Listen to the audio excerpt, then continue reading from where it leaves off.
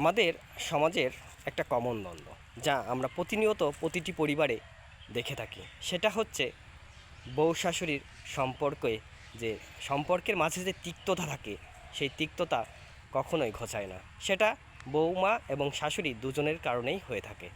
এখানে আমি একজনকে দোষ দিব না, কারণ শাশুড়ি কখনোই বৌমাকে মেয়েরূপে দেখে না, আবার বৌমাও কখনোই শাশুড়ি মাকে মারূপে দেখে না। যার কারণে আমাদের সমাজে এই বউ শাশুড়ির দ্বন্দ্বটা লেগেই থাকে।